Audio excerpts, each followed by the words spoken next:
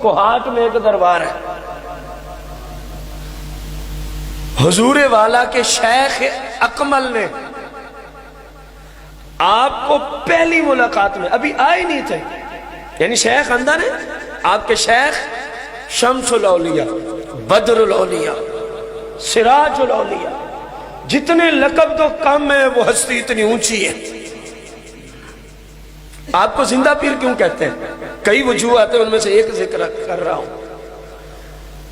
شمس الاولیاء محمد قاسم رضی اللہ تعالیٰ عنہ آپ کے شیخ اکمل ہیں۔ آپ مرید ہونے کی غرض سے گئے، ابھی باہر تھے، جملے سننا، اندر سے آواز آتی ہے، او زندہ پیر جلدی آ، 100 سال سے ہم تیرے منتظر بیٹھے۔ یہ لقب آپ کے شیخ نے دیا، آج پوری دنیا میں زندہ پیر اور زندہ پیر ہو رہی ہے۔ مصلی رسول کا ان کو پتا تھا کہ یہ کتنی قیمتی چیز ہے۔ گھمگھول شریف کے اعلی حضرت زندہ پیر رضی اللہ تعالی عنہ کی بارگاہ قدسیہ میں صدر ایوب نے ایک جنرل کو بھیجا۔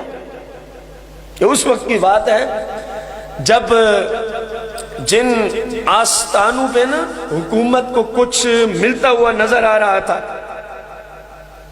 ان میں سے گھمگھول شریف بھی تھا۔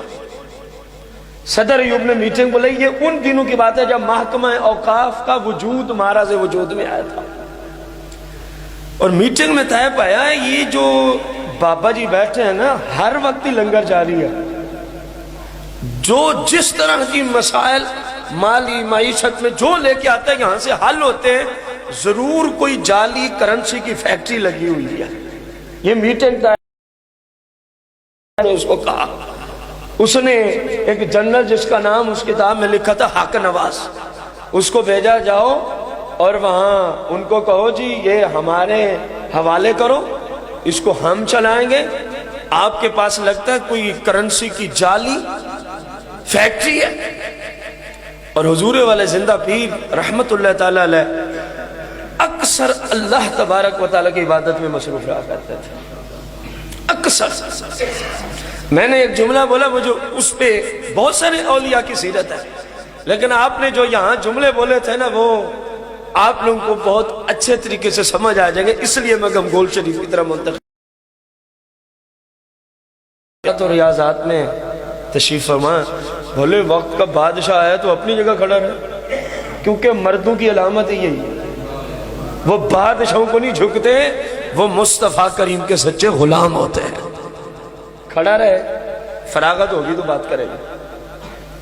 جب آپ نے چاہا چلو اس کو ٹائم دوں، اور آپ یہ بھی سمجھتے تھے کہ اس کو ٹائم دینا ضروری ہے، ابھی آپ کو بھی سمجھ آ جائے گی، اس کو ٹائم دینا ضروری ہے۔ آ گئے صدر ایوب کا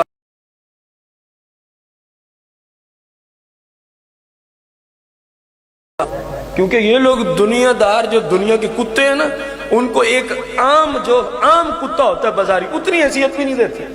کہا تو نے جو بات کرنی ہے بات کر۔ کہا جی ہماری میٹنگ میں طے پہ ہے کہ ہر وقت لنگر چلتا ہے، ہر بندے کی یہاں مالی معاملت بھی ہوتی ہے، فلاں مسائل ہے، یہ آپ کا آستانہ صدر ایوب کہہ رہے ہیں ہماری تحویل میں چلے گا، اس کو ہم چلائیں گے۔ آپ کے پاس کوئی کرنسی کی جعلی فیکٹری ہے؟ آپ نے کہا ایسی کوئی بات نہیں، ایسی، کیونکہ اللہ والوں کا کام ہی چٹائیاں اور مسلوں پہ ہی ہوتا ہے۔ سمجھ آئی ہے؟ پڑھو نا بزرگان دین کی سیرت، آپ کو پتہ چلے کہ انہوں نے کس طرح اپنے رب کو راضی کیا۔ آپ نے فرمایا جا کے اس صدر کو کہہ دے ہم اپنا آستانہ تمہاری تحویل میں نہیں دے سکتے، ہم اپنا آستانہ تمہاری تحویل میں، باقی رہا تمہارا یہ اعتراض کہ ہمارے پاس کرنسی کی کوئی جعلی فیکٹری ہے، کرنسی کی فیکٹری تو ہے لیکن تعبیر کرنے میں تم سے غلطی ہو گئی ہے۔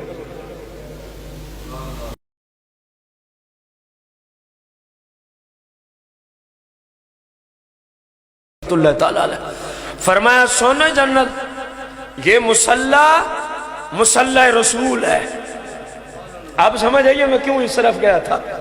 یہ مصلی رسول ہے اور میں رسول پاک کا سچا خادم ہوں.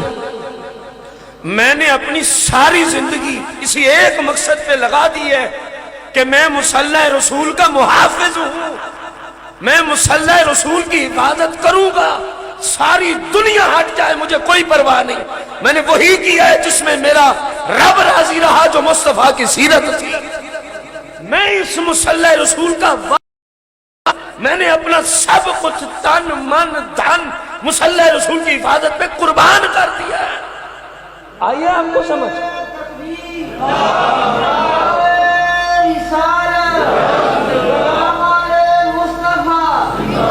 آئیے آپ کو سمجھ کہ یہ مصلی امامت کس قدر اونچی چیز کا نام ہے. رب کا ایک بہت بڑا ولی، عاشق رسول، نائب رسول، اتم مظہر رسول، زندہ پیر گھمگول شریف کے کلمات سے. اور اے نظام، آپ وقت کے عظیم مفتی اعظم ہیں. آپ کی سیرت کی کتابوں میں لکھا ہے مشکل سے مشکل فقہی مسئلہ جب آپ کی بارگاہ میں آتا، او زمانے والے جس مسئلے سے عاجز آ جاتے. یہ تو مفتیوں کو پتا ہے نا، ایسے مسائل بھی ہوتے ہیں وقت کا مفتی بھی عاجز بیٹھا ہوتا ہے اور فقہا آپ کی جانب رجوع کرتے. ایسے ہی سوال ختم ہوتا، کتاب والے نے لکھا آپ ایسے جواب دیتے جیسے پہاڑ نہیں، پہاڑ اس کو بندہ پانی بنا کے بہا دے. یعنی ایک عام بندے کو سمجھ آ جاتا وقت کے اتنے بڑے فقیہ اور مفتی گھمگول شریف والے. فرمایا میں نے سب کچھ اس مصلی رسول کی حفاظت پہ کیا کیا ہے. اب میں تجھے بتاتا ہوں کہ میرے پاس کرنسی کہاں سے آتی ہے. تمہیں تعبیر میں غلطی ہو گئی ہے. اب جملے سننے کے قابل ہے. زندہ پیر کا عقیدہ بھی دیکھو، گھمگول شریف والوں کا عقیدہ بھی. کہا کہ تمہیں نہیں پتا کہ رب نے سارے خزانے مصطفیٰ کو دیے؟ تمہیں نہیں پتا رب کی سارے خزانوں کا مالک مصطفیٰ ہے اور میں نے سب کچھ مصطفیٰ کریم کے. جب کوئی ان کی بارگاہ میں اس حالت تک پہنچ جاتا ہے تو مصطفیٰ اپنے غلاموں کو فرماتے ہیں میرے پاس رب کے خزانے ہیں، اب تمہیں بھی اجازت ہے جتنا چاہو کھلے ہیں لے سکتے ہیں. فرما فقیر تو اس منصب پہ بیٹھا ہے.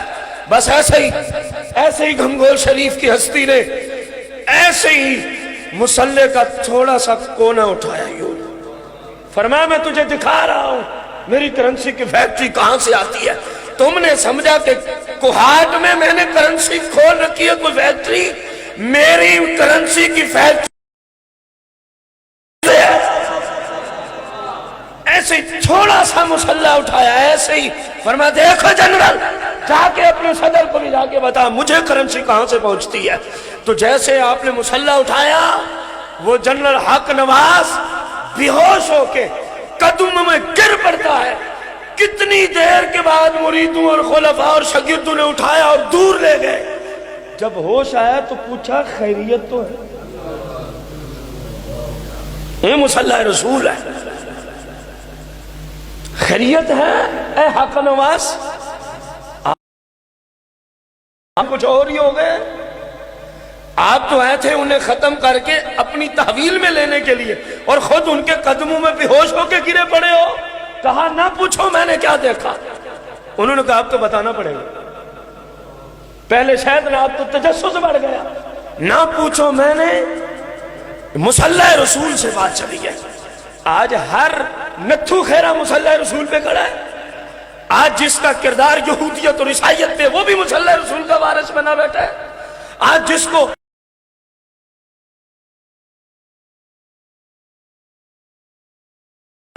پوچھو جن لوگوں کو پتا تھا مصلی رسول کی اہمیت کا کہ یہ کیا ہے، انہوں نے کہا آپ لازمی پوچھیں گے بتا دو. کیا تھے؟ کہا یار حضور والا نے زندہ پیر نے جیسے تھوڑا سا کونا اٹھایا نا تو میری جہاں تک نگاہ گئی.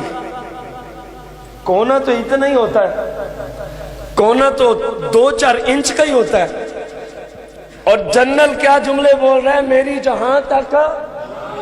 اور یہ بھی ساتھ ساتھ سوچنا یہ مصطفیٰ کے ٹکڑوں پہ پلنے والوں کا مقام بیان کیا جا رہا ہے.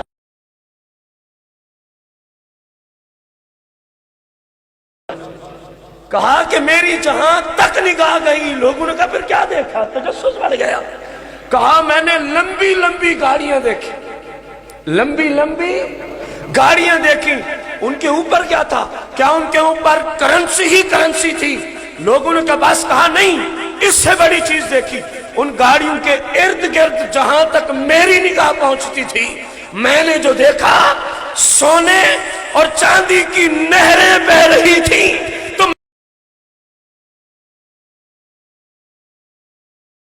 واپس رکھا, فرمایا یہ خزانے مصطفیٰ کے ہیں. مصطفیٰ نے فقیر کو اجازت دی ہے میری کرنسی فیکٹری مدینہ منورہ سے تعلق رکھتا. مصلی رسول کی اہمیت پوچھنی ہے تو بزرگان دین سے پوچھیں. مصلی رسول کی اہمیت پوچھنی ہے تو جن کو اللہ نے علم عطا فرمائے ان لوگوں سے جا کے پوچھیں. جہلوں کو کیا پتا کہ اس کی اہمیت کیا ہے؟ انہوں نے تو اس کو کمائی کا ذریعہ بنا رکھا ہے. انہوں نے تو مصلی رسول اور منبر رسول کو مال اکٹھا کرنے کا ذریعہ بنا رکھا ہے. خدا کا خوف ہر بندے کو یہاں نہ کھڑا ہونے دیا کرو. جس کے اوپر اللہ کا خاص کرم ہو, جو کھڑے ہونے کے قابل ہے, اسی کو آگے کرو. ہر بندے کے پیچھے نماز نہیں ہوتی. آئیے آپ کو سمجھ مصلی رسول کیا ہے. اس نے جا کے صدر ایوب کو بتایا نا تو اس کے 14 طبق ہی روشن ہو گیا. اس نے کہا تم تو کیا کہتے تھے, یہ تو بات ہی کچھ اور ہے, یہ تو بات ہی کچھ. جب ان اولیاء کی سیرت بندہ پڑھتا ہے نا تو یقین جانے بندہ اپنے آپ سے باہر ہو جاتا ہے کہ یار یہ کیا.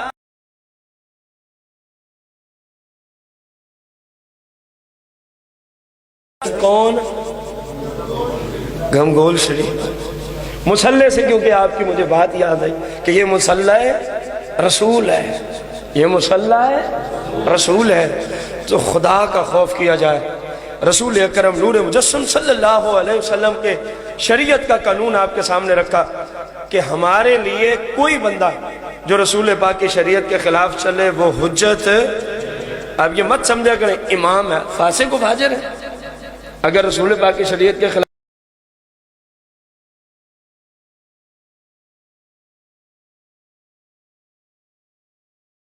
ہم اس کو کوئی حجت نہیں ہے. حجت صرف مصطفیٰ کریم کی شریعت ہے.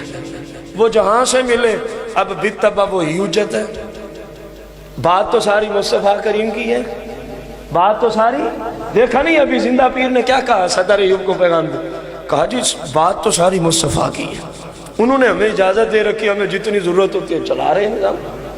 تمہیں کیا ہے؟ جن کے خزانے ہیں انہوں نے اجازت دے رکھی ہے. تم خام خامے درمیان میں خلل ڈالنے آ گئے ہو. تم خام خامے خلل